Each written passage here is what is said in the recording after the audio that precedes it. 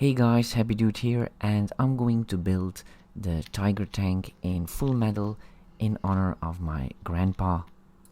Sadly, he died a few years back, and it's because of him I've always been interested in things about the war.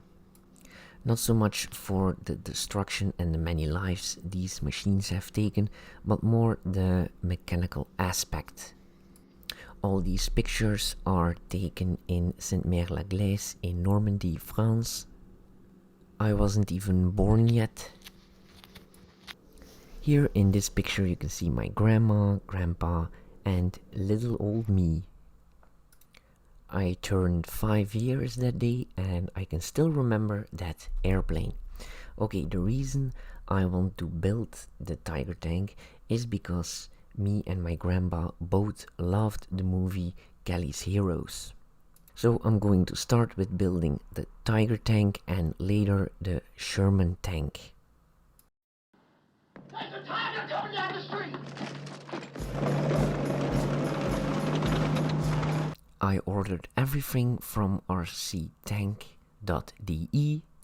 They have a lot of parts for different tanks, different models, different brands at very good prices, and they ship very fast.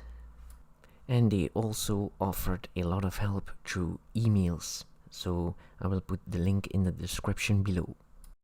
And sure enough, 3 days later the package arrived with all the body parts and the mechanical parts.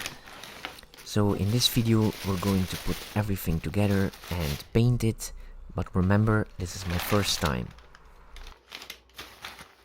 Here are some of the parts. Now the turret is not from Mato but from Tigan because it has a xenon flash, recoil and an ER system.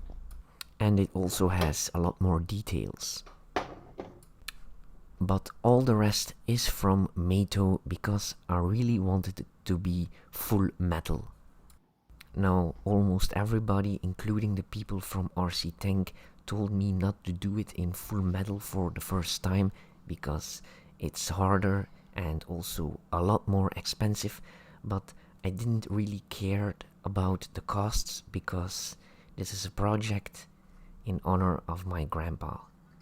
And as you can see, it's all metal and each wheel has springs. And I already painted this in primer.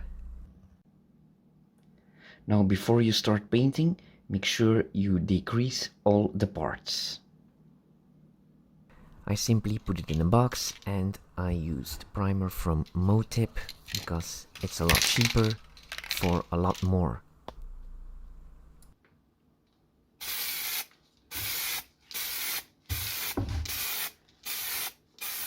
Now don't spray it thick the first time, just do it layer at a time. Start with very thin layers and then you can build it up.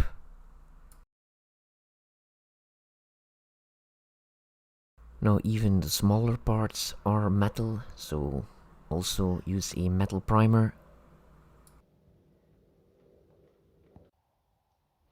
When every part has a primer coat, we can start with the assembly of the lower hull.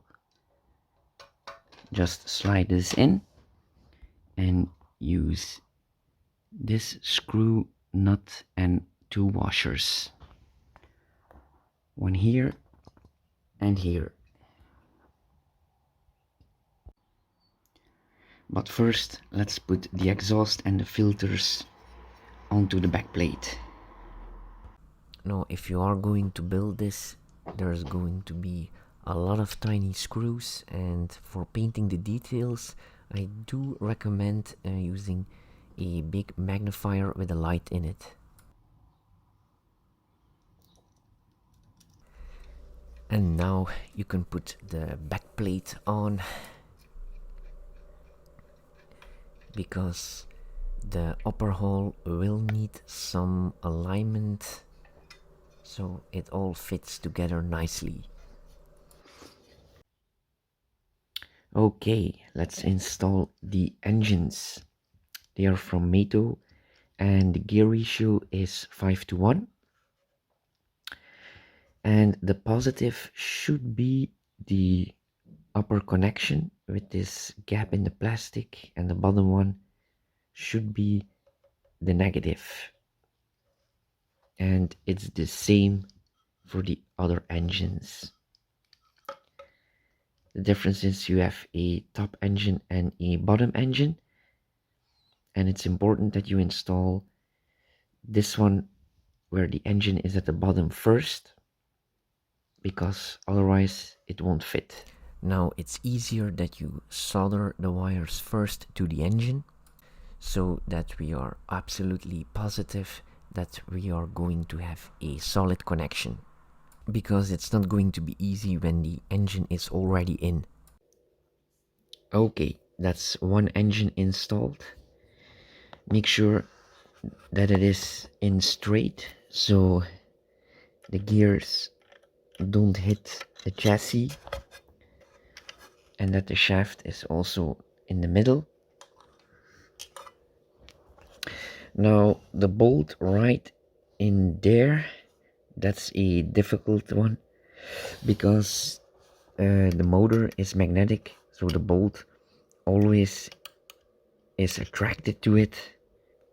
So I would suggest that you put the bolt in first before you put the engine in, and also don't fasten the bolt before you put the other one in. So turn this bolt in first, but not completely, then that bolt, and then you're safe to tighten the two bolts.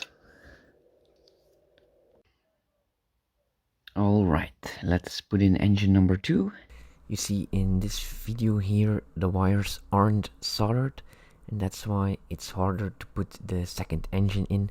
But if you simply cut that off and solder them onto the engine in a 90-degree angle, it's much easier to put the second engine in.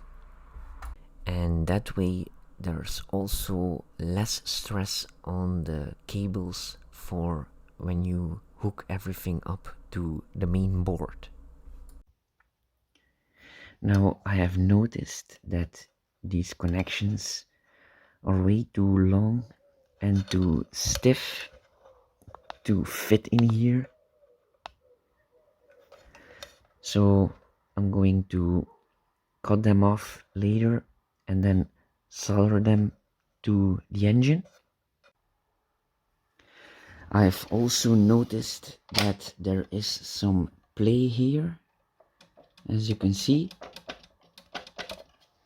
So I am going to remove 2 washers here.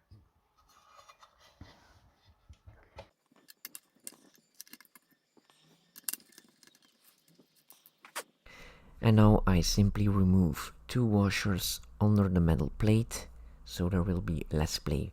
Now this could be different for your model. Maybe you will need to add some or remove even more. Alright, let's see now.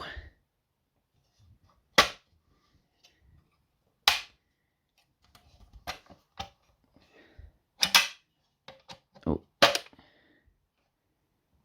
yes, perfect, no play. Alright, now it's time to put on the wheels. The back wheel goes on like this. There's also a bearing inside.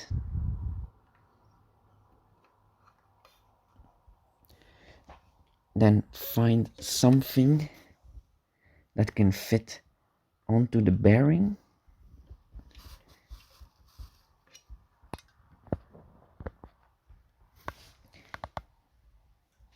And then give it a few light taps with a hammer to push it into place.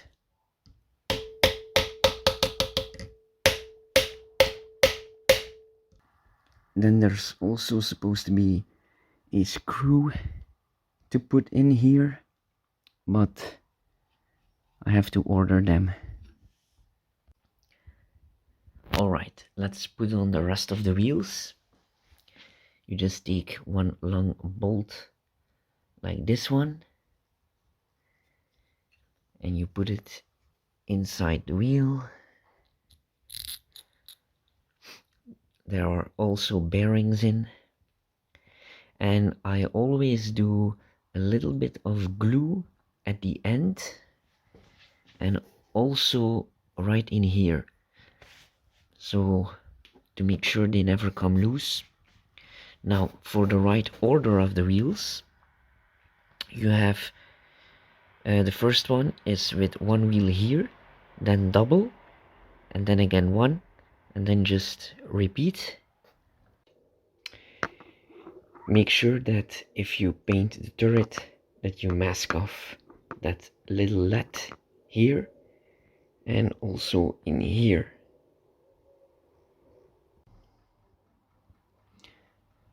Alright, the turret is in primer.